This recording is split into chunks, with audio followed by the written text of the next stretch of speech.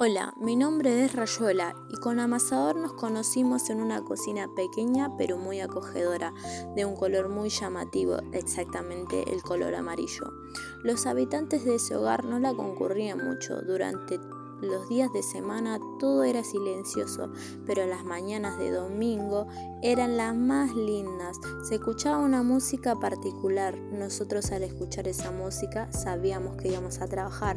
Amasador realizaba su tarea como de golpear, ablandar y estirar masa, aunque se molestara un poco porque lo hacían rodar mucho y lo cubrían con harina. Quedaba teñido de ella, con una textura como arenosa, seca, pero dejaba los fideos más deliciosos que irían acompañados de un rico tuco. También se podía oír las voces de los niños de la casa que preguntaban qué comerían ese día.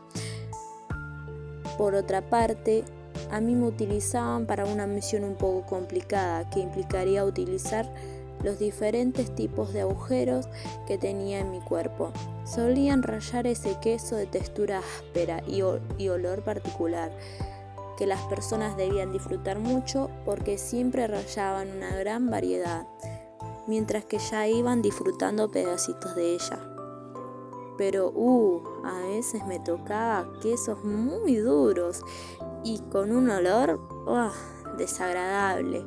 Al finalizar aquel día, sabíamos que nos esperaría una semana un poco dura, vacía, con poco servicio. Estaríamos en el segundo cajón de aquella alacena. Pero lo que ellos no saben es que nosotros, con nuestros amigos, los cucharones, tenedores y cuchillos, salíamos a jugar a las escondidas y otros juegos divertidos.